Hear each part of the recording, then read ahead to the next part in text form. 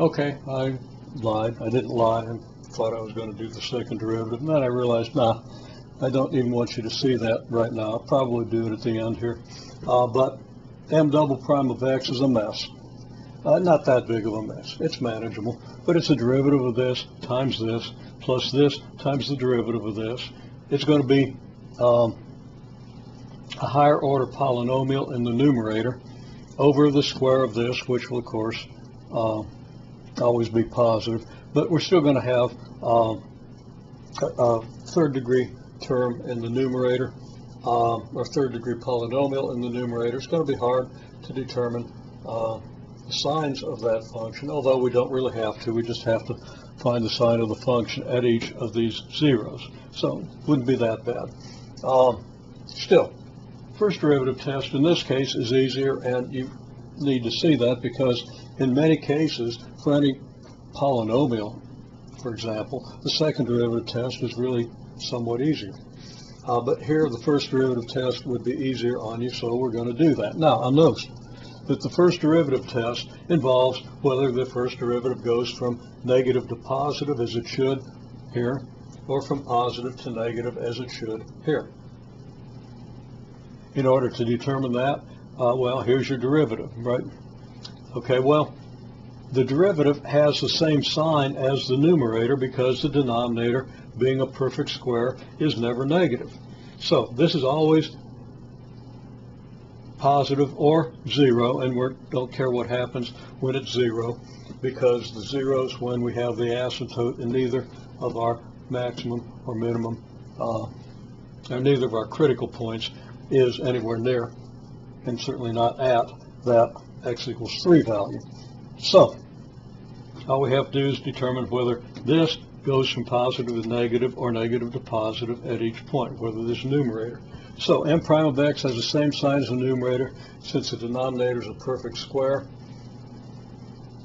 So we want to know whether the numerator goes from positive to negative or negative to positive at each critical point. Now let's go ahead and start with the critical point where x equals negative 2.48. In fact, let's just back off on that for a minute. Let's just figure out where this numerator is positive and where it's negative, since that's a technique that we already have. So you should think about that. How are you going to figure out where the numerator is positive and where it's negative, where the x squared minus 6x minus 21 expression is positive, where it's negative? Note an embarrassing couple of errors here. That should be negative 2.52 instead of 2.48. Got careless with my arithmetic, got hung up on trying to estimate the square root of 11, which I did pretty much correctly, and then I divided by a number that was one less than the number I should have here, and ended up off by 1/2 here. So anyhow, I've corrected those. Okay, so x squared minus 6x minus 21 is 0 here and 0 here. So these are the zeros. To the right of the zeros, you always got to have the same sign. To the left of the zeros, it always has to have the same sign. Well, then we've used x equals 100. Let's use x equals 100 again. You're going to get 10,000 minus 600 minus 21. The 600 and the 21 are much less than the 10,000. So clearly, when x is 100, you get a positive. So we're positive to the right of 3 plus the square root of 30, or 8.48. And the 3 plus square root of 30, 6 divided by 2 is 3. 36 and 84 is 120. And that's the square root I was estimating. 121 is 11 squared, etc. And 120 is 4 times 30.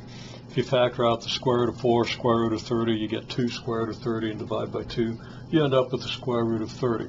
And you should be experienced at doing that. But you might have to write it out. Okay, anyhow, that's where I got these results. These are the decimal approximations. To the left of this 0, well, let's take x equal negative 100. Again, we're going to get 10,000. It's going to be positive because we're squaring it. And then the numbers we get here and here are actually just going to add to that, but they're going to be small. 10,000 is going to run the show. So we're up positive over here.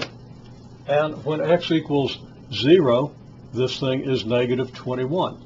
Well, between zeros between the negative 2.52 and the 8.48 approximations, real far from either one. And so 0 is in this interval, so we conclude that the function is negative from here to here. Now, this isn't the function we're graphing. This is the numerator of the derivative of the function, which has the same sign as the derivative since the denominator is never negative. So if we go from one side to the other of this point, which is a critical point of this function, what's happening to the derivative? It's going from negative to positive. So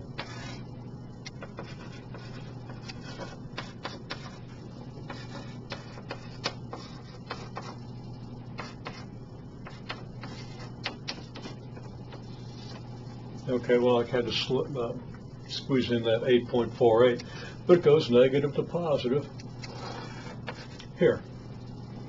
And it goes positive to negative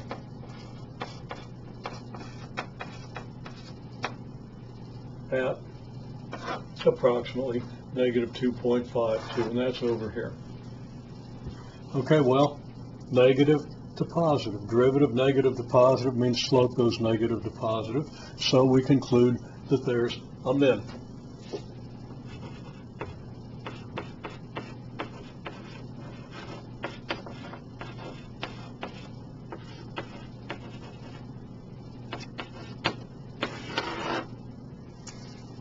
So m prime goes from negative to positive. You have a relative min. I didn't write the relative in there, and you should. Okay, and here,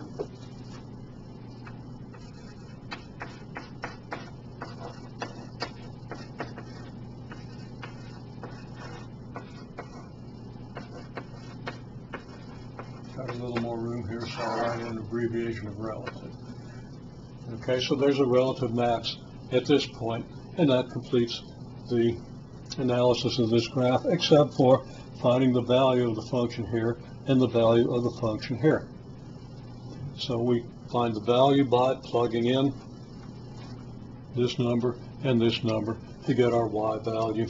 And I'll leave that to you, but that is normally something that we would do. That's very straightforward. Just plug each of these numbers in for x and see what you get for your m of x function. That result will give you the maximum value the m of x function has on this side of the asymptote at x equals 3, and the minimum value it has on this side of the asymptote. These same techniques work for any rational function. Now, there's kind of a warning here because you can get into really messy derivatives with rational functions. So it's not always easy to do the algebra, but the scheme is always simple, in, at least in its outline. Devil's in the details. But we find a critical point. We graph using pre-calculus techniques. Then we extend to the calculus level by finding critical points and determining where our relative maxima and minima are. I will add that were we to calculate the second derivative, and I'm not going to do that, this has gone on long enough, but if I was to calculate the second derivative here, just using the quotient rule again, and plug in the critical points, the 8.48 and the negative 2.52, we would find that the second derivative is positive at this point, the 8.48, and negative at this point, consistent with the concavity of each graph. And you want to be aware of that.